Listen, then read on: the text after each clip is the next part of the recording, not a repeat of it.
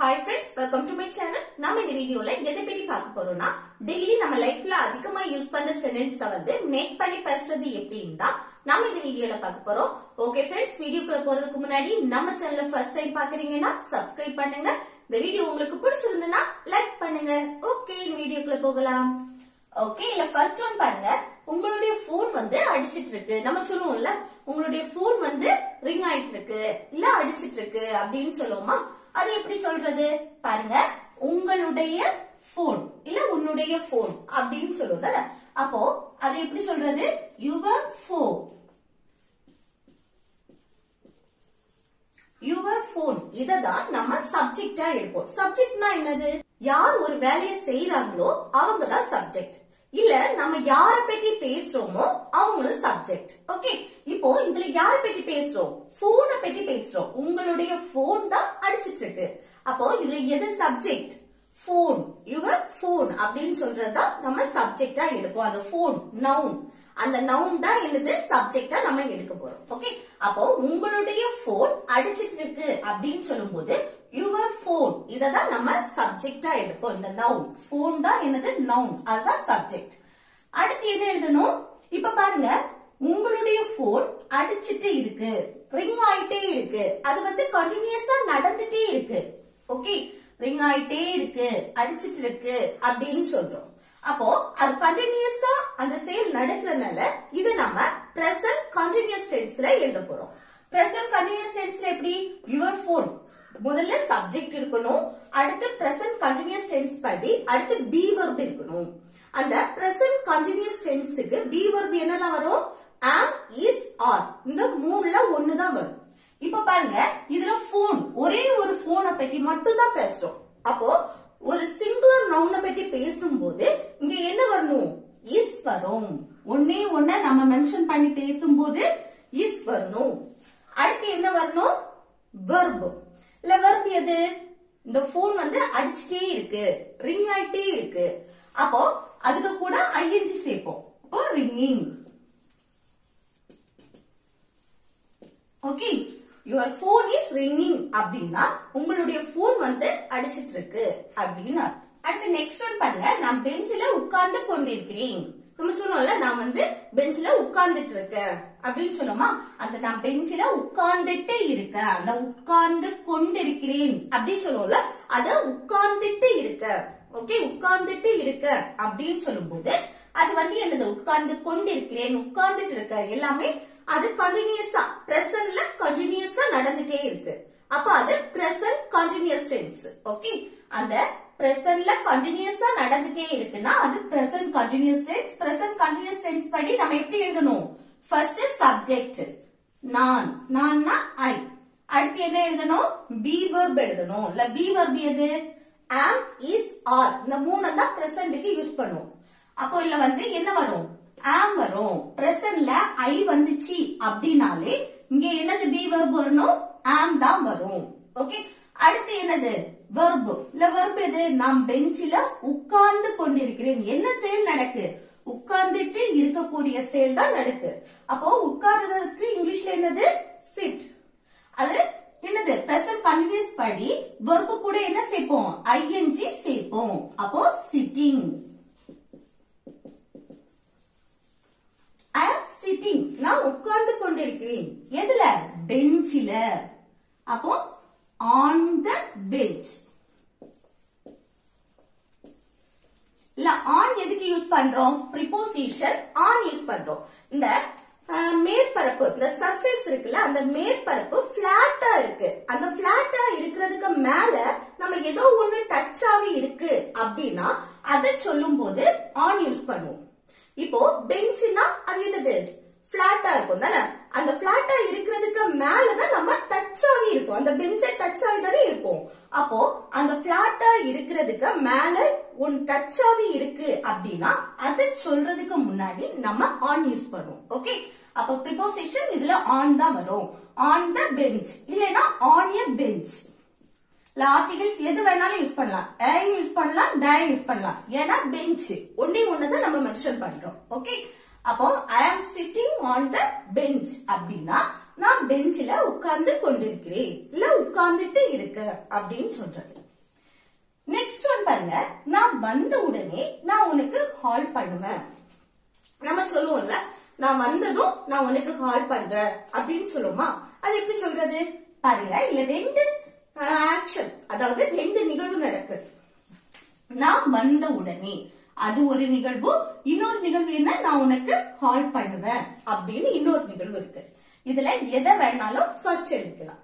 நான் வந்து இத ஃபர்ஸ்ட் எழுதுறேன். நான் உனக்கு கால் பண்ணுவேன். ஃபியூச்சரை மெயின் பண்ணி பேசுறோம் தானே, நான் உனக்கு கால் பண்ணுவேன். அப்போ ஃபியூச்சரை மெயின் பண்ணி பேசும்போது என்னது, சிம்பிள் ஃபியூச்சர் டென்ஸ் படி எப்படி எழுதணும்? First subject. சப்ஜெக்ட் என்ன, நான். நான்னா ஐ. அடுத்து என்ன வரணும், will வரணும். சிம்பிள் ஃபியூச்சர் டென்ஸ் படி அடுத்து என்ன வரணும், will. அடுத்துதான் verb, மெயின் verb வரணும். மெயின் verb எது, நான் உனக்கு கால் பண்ணுவேன். அந்த கால் பண்ணக்கூடிய செயல் தான் நடக்கு. அப்போ கால். சிம்பிள் ஃபியூச்சர் டென்ஸ் படி என்னது, verb வந்து V1, அதாவது present formல தான் இருக்கும். I will call you, உனக்கு அப்படின்னா அப்போ I will call you அப்படின்னா நான் உனக்கு கால் பண்ணுவேன். எப்போ, நான் வந்த உடனே.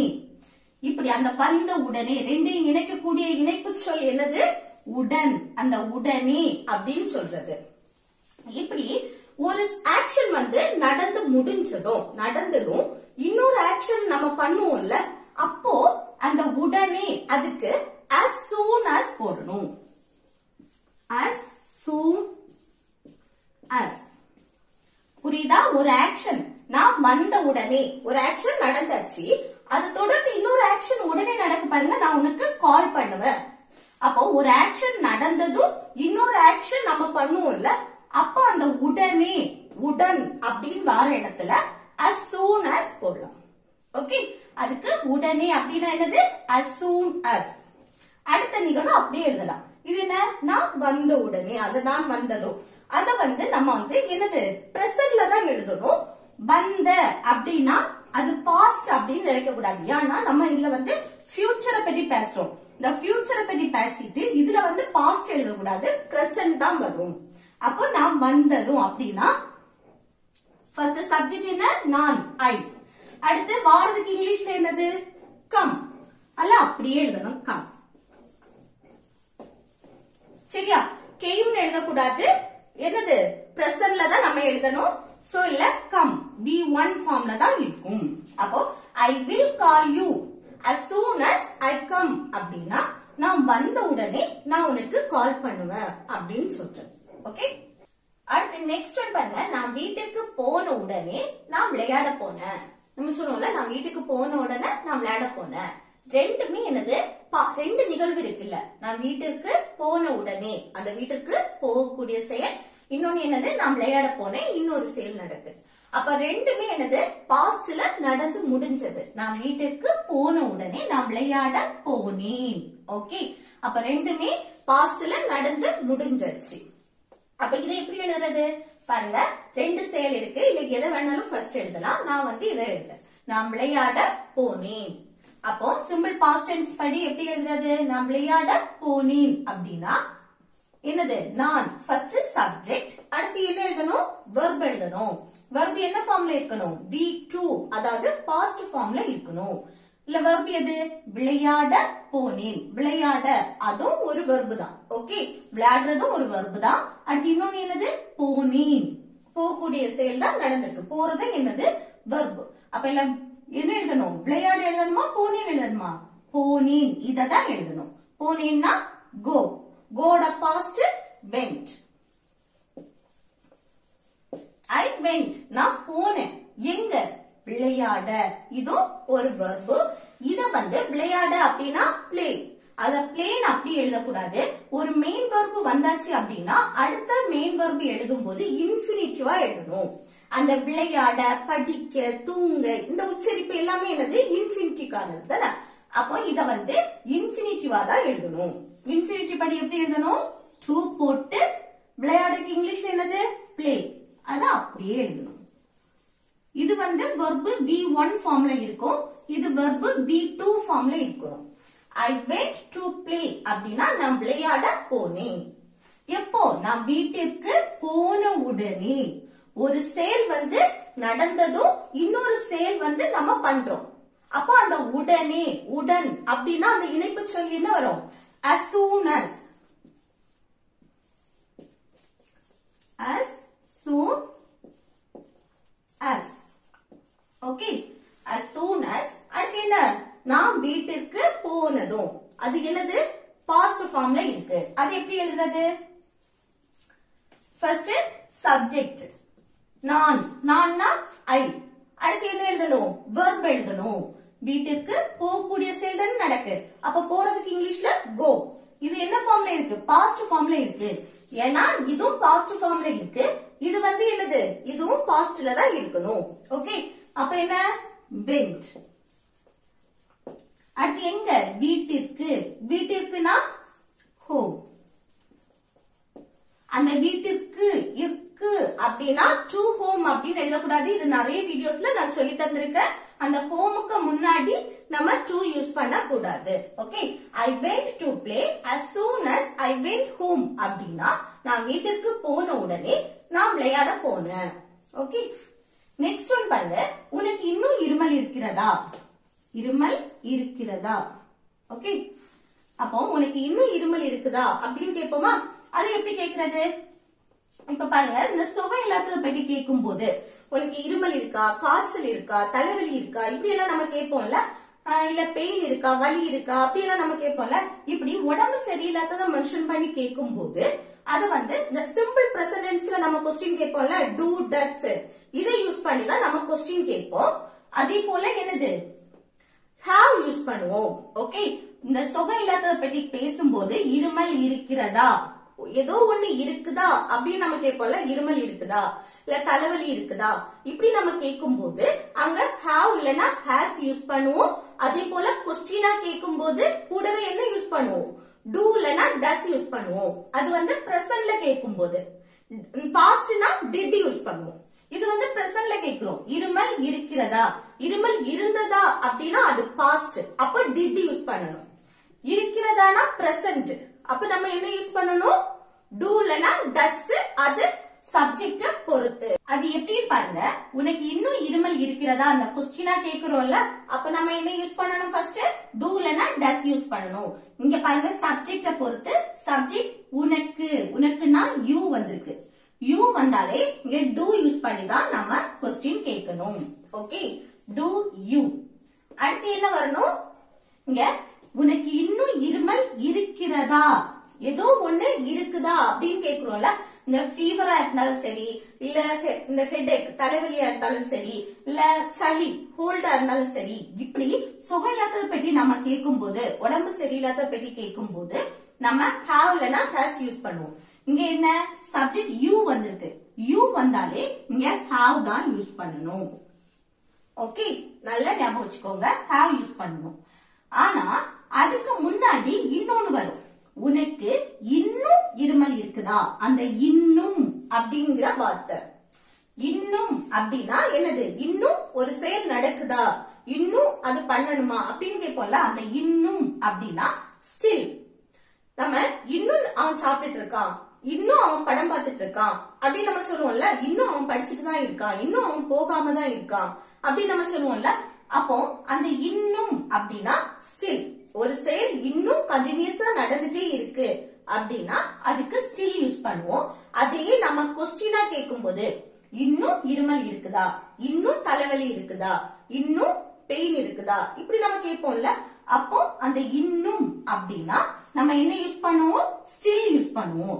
அந்த ஸ்டில்ல எங்க யூஸ் பண்ணணும்னா இந்த have வந்தாச்சுனாலே அந்த haveக்கு முன்னாடி யூஸ் பண்ணணும். ஓகே, ஸ்டில்ல கொண்டு நம்ம லாஸ்ட் போட்டோம்னா அதுக்கு மீனிங்கே வேற. அந்த இன்னும் அப்படின்னு மீனிங் கொடுக்கணும் அப்படின்னா அந்த haveக்கு முன்னாடி வரணும்.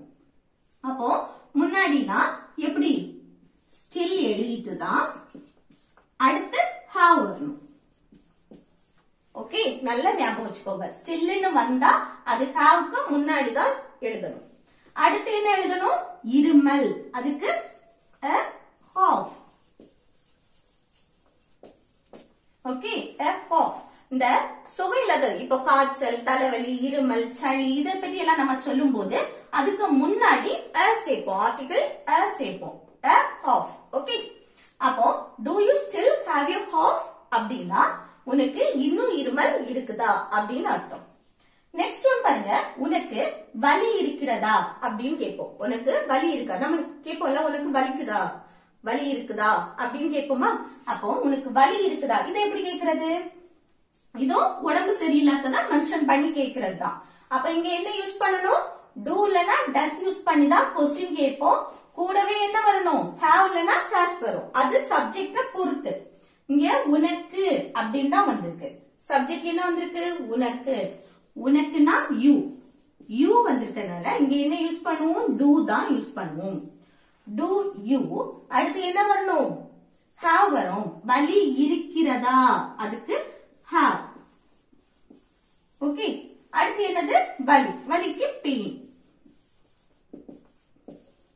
இதுக்கு பெயினுக்கு முன்னாடி நம்ம a சேர்க்க கூடாது ஆர்டிகிள் a வந்து சேர்க்க கூடாது ஓகே இந்த காய்ச்சல் தலைவலி இருமல் ஜலதோஷம் இப்படி எல்லாம் சொல்லுவோம்ல இதுக்கு முன்னாடி தான் நம்ம a சேர்ப்போமே தவிர்த்து இந்த பெயினுக்கு முன்னாடி a சேர்க்க கூடாது அப்போ உனக்கு வலி இருக்குதா அப்படினா do you have pain okay next one பாருங்க நான் அங்க போயிருக்கணும் ஆனா நான் பிஸியாக இருந்ததால் என்னால அங்க போக முடியல ஓகே இல்ல ஃபர்ஸ்ட் ஒன் மட்டும் பாருங்க நான் அங்க போயிருக்கணும் ஃபர்ஸ்ட் நிகழ்வு என்னது நான் அங்க போயிருக்கணும் ஆனா என்ன போகல ஓகே பாஸ்ட்ல ஒரு விஷயம் வந்து நடந்திருக்கணும் ஆனா நடக்கல ஆனா அந்த பாஸ்ட்ல நடக்கலையேன்னு சொல்லிட்டு நம்ம அதை நினைச்சு இப்ப ஃபீல் பண்ணி சொல்லுவோம்ல நாங்க போயிருக்கணும் ஆனா நான் பிஸியா இருந்தனால என்னால அன்னைக்கு போக முடியல இப்படி நம்ம சொல்லுவோம்ல அப்படி நாங்க போயிருக்கணும் பாஸ்ட்ல ஒரு விஷயத்த நம்ம பண்ணி இருக்கணும்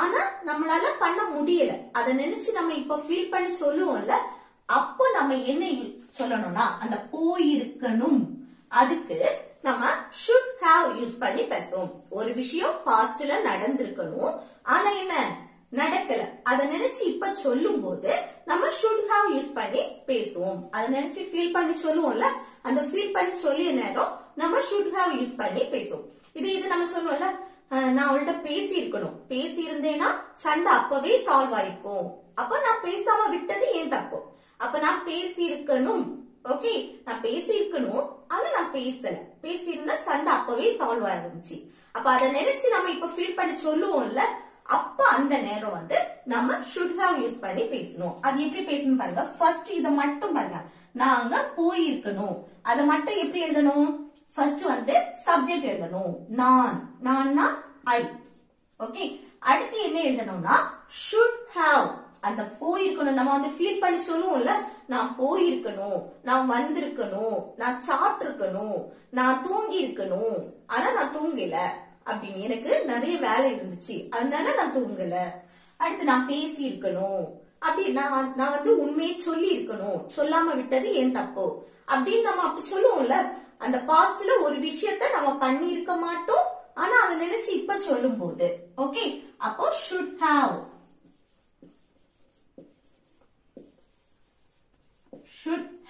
இந்த should have வந்தாலே அடுத்து வர verb மெயின் verb வந்து V3 ஃபார்ம்ல இருக்கணும் அதாவது past participle இருக்கணும் இங்க verb எது நாங்க போயிருக்கணும் போகக்கூடிய செயல் தான் நடந்திருக்கணும் ஆனா போறதுக்கு இங்கிலீஷ்ல என்னது go கோட past went past participle என்னது gone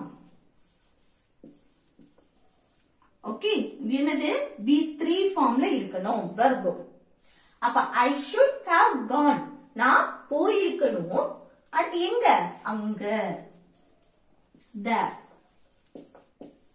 ஓகே நான் அங்க போயிருக்கணும் அப்படின்னா I should have gone there அடுத்த நிகழ்வு பாருங்க ஆனா நான் பிஸியாக இருந்ததால் என்னால் அங்க போக முடியல இல்ல வந்து ரெண்டு இது பாருங்க ஆனா நான் பிஸியாக இருந்ததால் நான் பிஸியாக இருந்த அதனால என்னது இருந்த அதனால என்னால் அங்க போக முடியல ரெண்டு நிகழ்வு இருக்கு இந்த ரெண்டையும் இணைக்கக்கூடிய இணைப்பு சொல் என்னது இருந்ததால் இருந்தனால இத நல்லா கவனிங்க நான் பிஸியாக இருந்தேன் ஓகே நான் பிஸியா இருந்தேன்னா அது ஒரு ரீசன் தானே பிஸியா இருந்தனால அடுத்து நடந்தது என்ன அங்க போக முடியல அப்போ ரீசன் என்ன ரீசன் வந்து பிஸியா இருக்கிறது, அதனால நடந்தது என்ன, அங்க போக முடியல.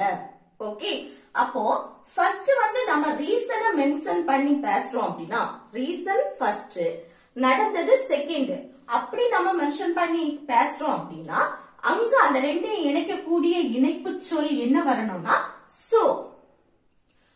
எப்படி, நான் வந்து பிஸியாக இருந்த அதனால இல்ல இருந்ததால் அப்படின்னா சோ, என்னால் அங்க போக முடியல. அது எப்படி எழுதணும்னு மட்டும் பாருங்க. ஆனால் பட், அடுத்து என்ன வரணும், சப்ஜெக்ட் வரணும். ஃபர்ஸ்ட் நம்ம ரீசன் எழுதுறோம். ஃபர்ஸ்ட் சப்ஜெக்ட் நான்னா ஐ, அடுத்து என்ன வரணும், பிஸியாக இருந்த. அந்த பிஸியாக இருந்த அப்படின்னா தன்னோட நிலையை சொல்றது. அங்க வந்து என்னது, எந்த மெயின் வெர்புமே வரல. ஓகே, தன்னோட நிலை என்னது, பிஸியாக இருக்கக்கூடிய இது. ஓகே, அப்ப பிஸியா இருந்த அப்படின்னா தன்னுடைய நிலையை சொல்லும் போது அங்க பி வெர்ப தான் நம்ம மெயின் வெர்பா யூஸ் பண்ணுவோம். பிஸியாக இருந்த. ஓகே, அப்ப பி வெர்ப் என்ன வரணும், பாஸ்ட் பத்தி சொல்றோம். நான் பிஸியாக இருந்ததால், அந்த இருந்த அப்படின்னு சொல்லுவோமா, அப்ப பாஸ்ட் பத்தி சொல்லும் போது என்னது, வாஸ் இல்லனா வேர் தான் யூஸ் பண்ணுவோம். சப்ஜெக்ட் ஐ வந்தாலே இங்க வாஸ் தான் யூஸ் பண்ணணும். Okay, I was busy. I was busy அப்படின்னா நான் பிஸியாக இருந்தேன். அதனால என்ன நடந்து, அதனால்னா சோ, என்னால் அங்க போக முடியல. அடுத்து நடந்ததை எழுதுறோம். ரெண்டு இணைக்கக்கூடிய இணைப்பு சொல் என்னது சோ, அதனால என்னால் அங்க போக முடியல. அப்போ என்னால்னா சப்ஜெக்ட் ஐ, அடுத்து என்னது, அங்க போக முடியல. முடியலைன்னா ஒரு விஷயத்த வந்து நம்ம பண்ண ட்ரை பண்ணுவோம், அது நம்மளால முடியாது. அப்ப அந்த முடியல அப்படின்னா couldn't. ஓகே, ஒரு விஷயத்த பண்ணக்கு ட்ரை பண்ணுவோம், ஆனா நம்ம பண்ணி பார்த்து முடியல அப்படின்னு சொல்லும் போது couldn't. ஓகே, இல்லனா could not, இது couldn't. அடுத்து என்ன வரணும், போகனா go. ஓகே, அந்த போக, எழுத, படிக்க, அந்த இதுக்கு முன்னாடி நம்ம என்ன சேர்ப்போம்னு சொன்னோம், இன்ஃபினிட்டிவ் டு சேர்க்கணும்னு சொன்னோம். ஆனா the couldn't, good, can, can't, அடுத்து should மட்டும் தான் வரணும். the should have அப்படி யூஸ் பண்ணும்போது இல்ல, shouldn't, அடுத்து should, must, அப்புறம் என்னது would, இதெல்லாம் சேர்க்கும் போது இதெல்லாமே என்னது மாடல் வெர்ப்ஸ். இந்த மாடல் வெர்ப்ஸ் வரும்போது அதுக்கு அடுத்து வர வெர்ப் V1 ஃபார்ம்ல தான் இருக்கணும். V1 ஃபார்ம்ல தான் இருக்கணும். ஓகே, அப்போ couldn't go. அடுத்து இங்க அங்கன்னா there. அப்ப இல்ல என்ன இருக்கு, I should have gone there அப்படின்னா நான் அங்க போயிருக்கணும். ஆனா பட் என்னது, நான் பிஸியாக இருந்த அதனால என்னால் அங்க போக முடியல. I was busy so I couldn't go there. இதையே நம்ம மாத்தி எழுதலாம். ஃபர்ஸ்ட் வந்து நடந்ததை நம்ம சொல்றோம். நான் அங்க போயிருக்கணும், ஆனா என்னால அங்க போக முடியல. நடந்தது என்ன, என்னால அங்க போக முடியல. ஏன்னா நான் பிஸியாக இருந்தேன். ஓகே, அப்படி சொல்லணும்னா அதை இணைக்கக்கூடிய இணைப்பு சொல் என்ன வரணும்னா பிகாஸ். ஃபர்ஸ்ட் நடந்ததை நம்ம சொல்லி அதுக்கு அடுத்த ரீசனை நம்ம சொல்லும் போது என்னால் அங்க போக முடியல ஏனெனில், ஏன்னா நான் பிஸியாக இருந்தேன். ஓகே, அப்போ ஃபர்ஸ்ட் நடந்ததை சொல்லி அதுக்கு அடுத்து நம்ம ரீசனை சொல்றோம் அப்படின்னா அந்த ரெண்டையும் இணைக்கக்கூடிய இணைப்பு சொல் என்ன வரணும்னா பிகாஸ். ஃபர்ஸ்ட் ரீசனை சொல்லி அடுத்து வந்து நடந்ததை சொல்றோம் அப்படின்னா அந்த ரெண்டையும் இணைக்கக்கூடிய இணைப்பு சொல் என்னது சோ. ஓகே, அப்போ அடுத்து இத பாருங்க, என்னால அங்க போக முடியல. நடந்தது என்ன, என்னால அங்க போக முடியல. அது எப்படி எழுதுறது, என்னால் சப்ஜெக்ட், அடுத்து அங்க போக முடியல. இது வரைக்கும் பாருங்க, போக முடியலன்னா couldn't. இது அப்படியே எழுத வேண்டியதா, சரியா மாத்தி ஃபர்ஸ்ட் எழுதுறத லாஸ்ட் எழுதுறது ஃபர்ஸ்ட். அப்ப I couldn't, அடுத்து go there. ஓகே, அப்போ என்னால் அங்க போக முடியல. I couldn't go there. ஏனா ஏனெனில். ஓகே, ஏனெனில் ஏனா because. நான் பிஸியாக இருந்தேன். ரீசன் அடுத்துதான் வருது. நான் பிஸியாக இருந்தேன். அப்போ I was busy. ஓகே, இப்படி சொல்லும்போது because அந்த ரெண்டு இணைக்கக்கூடிய இணைப்பு சொல் என்ன? because. ஃபர்ஸ்ட் நடந்ததை சொல்லி அடுத்து நம்ம வந்து ரீசனை சொல்றோம் அப்படின்னா அந்த ரெண்டு இணைக்கக்கூடிய இணைப்பு சொல் because. இல்ல ஃபர்ஸ்ட் வந்து நீங்க ரீசனை எழுதுறீங்க, அடுத்து நீங்க நடந்ததை சொல்றீங்கன்னா அந்த ரெண்டு இணைக்கக்கூடிய இணைப்பு சொல் so. ஓகே, நெக்ஸ்ட் ஒன் பாருங்க. உனக்கு இன்னும் தலைவலி இருக்குதா? நம்ம கேட்போம்ல, உனக்கு வந்து இன்னும் தலைவலிக்குதா அப்படின்னு கேட்போமா? அது எப்படி கேக்குறதுன்னு கமெண்ட் பாக்ஸ்ல கமெண்ட் பண்ணுங்க. ஓகே ஃப்ரெண்ட்ஸ், இந்த வீடியோ உங்களுக்கு யூஸ்ஃபுல்லா இருக்கும்னு நினைக்கிறேன். யூஸ்ஃபுல்லா இருந்துச்சுன்னா இந்த வீடியோக்கு ஒரு லைக் பண்ணுங்க, உங்க ஃப்ரெண்ட்ஸுக்கு ஷேர் பண்ணுங்க. Okay, thank you.